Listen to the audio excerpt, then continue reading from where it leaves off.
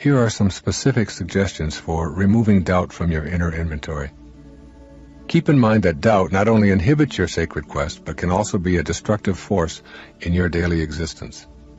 Make a decision that you are going to meet the invisible God within, the loving presence, so that you will know her. This means being willing to spend time in the inner silence of your being. Create the time and space for quieting and listening. Do nothing else, but do this daily. Keep in mind always that doubt is produced by your ego. Doubt is not a part of your higher spiritual self. With this awareness, you can learn to observe your doubt rather than choose to own it. Make a list of the beliefs that you still hang on to which no longer serve you. Seeing them in writing will help you identify how absurd it is to stay rooted in the beliefs of others. As you examine your beliefs, see how many start with should and shouldn't. These kinds of sentences were your earliest training and may still occupy such a large space inside you that you no longer have room for any new knowings. Keep in mind always that doubt is a mental experience. If you want a thought to disappear, you can very simply send it away in this moment, just as you can refuse to think an unpleasant thought in any moment because you are in charge of those thoughts. So can doubt be eradicated when it shows up. Say to yourself as if you are two people, the one talking and the one listening, I have this doubt because I have allowed the persuasions of others to become my own beliefs. Now, I will think for myself and know that I do not have to live with doubt. Love is the truest antidote to fear and doubt. When you feel unconditional love for yourself as a divine creation who is here with a purpose, you release all doubt and fear concerning yourself and your place in the world. Therefore, when you experience a moment of fear and doubt, give yourself a portion of mental love and remind yourself that you are a holy creation. As you practice sending yourself love, that becomes what you have to give away. And it is also true that the more love you contain, the less room you have for the energy of fear and doubt. The banishment of doubt from your life forever will put you in touch with a mysterious power that previously had been obscured. I encourage you to let go of the doubt that you were so carefully nurtured on and let in a new knowing. The famous Native American Sitting Bull described this power in the following words. He says, Behold, my brothers, the spring has come. The earth has received the embraces of the sun, and we shall soon see the results of that love. Every seed is awakened, and so has all animal life. It is through this mysterious power that we too have our being. Notice that Sitting Bull refers to this power as love. That love within all things is also within you. Send doubt out of your consciousness and welcome knowing. This first key to higher awareness is also spoken of in the Bible, in Deuteronomy 30, verse 14. It is something very near to you, already in your mouths and in your hearts. You have only to carry it out. I leave the rest up to you.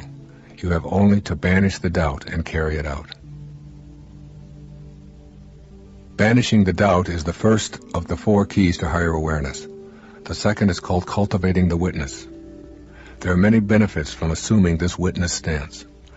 I ask you to shift your self-perception and cultivate a higher aspect of yourself known as the compassionate witness. Rather than think of yourself as a human being who has thoughts, feelings, and behaviors, begin practicing stepping outside of yourself. So what does it mean to be the witness? Take a moment to reflect on how you view yourself. As you do this, think of what you might mean if you said, I was thinking to myself. You'll find that the phrase implies that there are 2 people rather than one. One person is the I doing the thinking. The other person is the self receiving the thinker's thoughts. The I is talking to the self, which, when you really examine your inner dialogue, you know you do hundreds of times each day. When you cultivate the witness, you remove yourself from both the I and the self position. Here, from an invisible space outside of your physical body, the witness is detached from your emotions and feelings and behaviors. Here, the witness lovingly watches your entire life transpire. So why become the witness? In my world, nothing ever goes wrong. These words were spoken by Nisargadatta Maharaj in response to an interviewer who, in exasperation, asked Maharaj to talk about the problems in his life. It is for me the single most powerful affirmation I have ever heard. I use it every day of my life, and I have it posted strategically in my office as a daily reminder of its supreme value in my life. In my world, nothing ever goes wrong.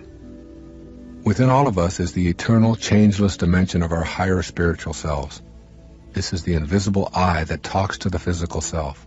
This is the thinker of the thought. This compassionate observer is not revealed with scientific instruments and doesn't appear on autopsy reports. When you are genuinely able to live in that spiritual domain of the witness, then nothing goes wrong, because wrong is not possible for the witness. It is all in order.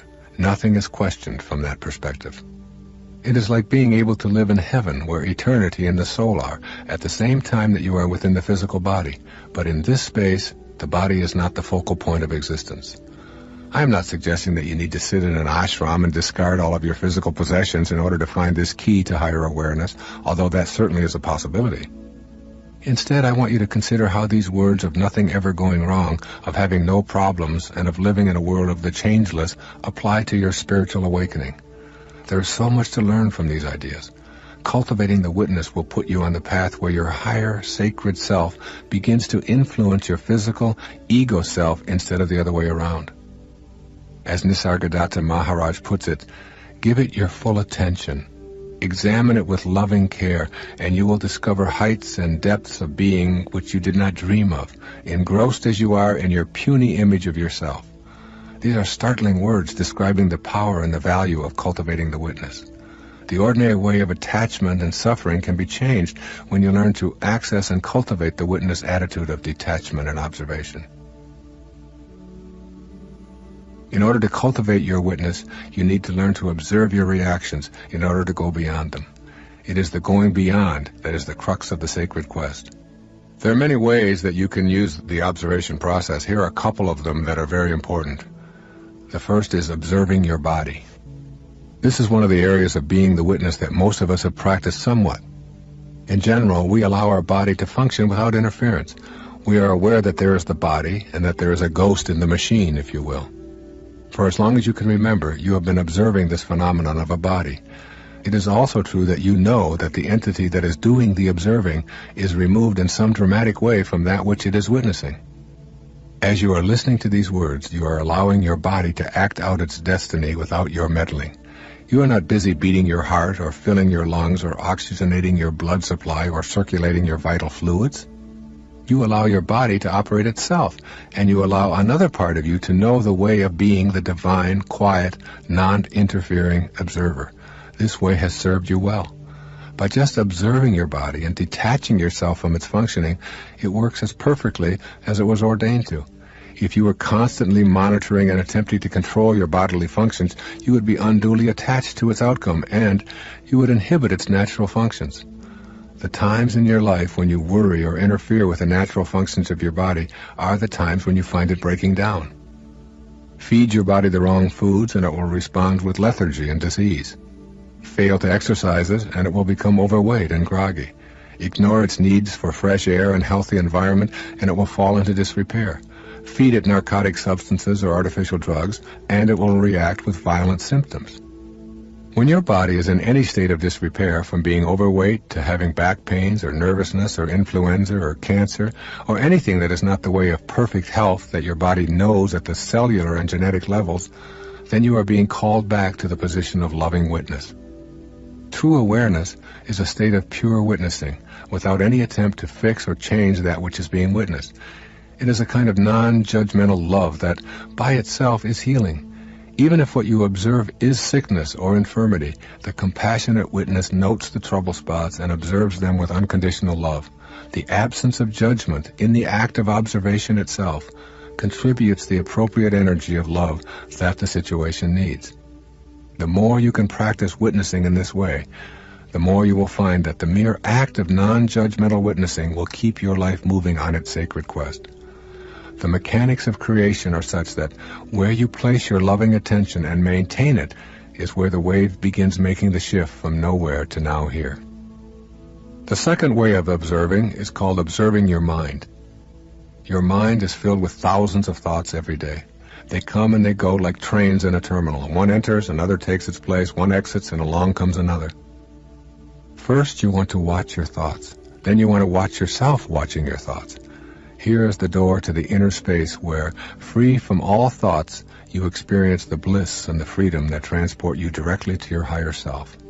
The simple exercise of watching your mind manufacturing its thoughts will eventually cause unwanted, unnecessary, erroneous thoughts to dissolve. In the process of cultivating the witness, you learn to quiet your mind, to take inventory, and dispose of or reassign thoughts that generate self-defeating or ego-centered responses. In this simple process, you also come to know your spiritual self. Ego-generated thoughts play a huge role in creating the world that the ego wishes to create. Each of my thoughts seem to demand it be considered the most important. Troubles begin with a thought that you put into your mind and allow to fester to the point of anxiety. The anxiety begins to manifest in your life in physically destructive ways, which we call things like arthritis, high blood pressure, and career cardiacs. The loving, non-judgmental energy received from the observer or the witness will allow these thoughts to flow in and out as naturally as the ocean tides. Tides in, tides out. Thoughts in, thoughts out. You will learn to be a witness to your thoughts in the same way that you observe the tide. And the process will cleanse and redistribute and remove thoughts in much the same way as the driftwood on the beach. What remains is generally quite pleasing. Witnessing your thoughts will take some practice. With proficiency comes wonder and delight. Trauma is dissolved in the thinking stage and prevented from manifesting into your everyday world.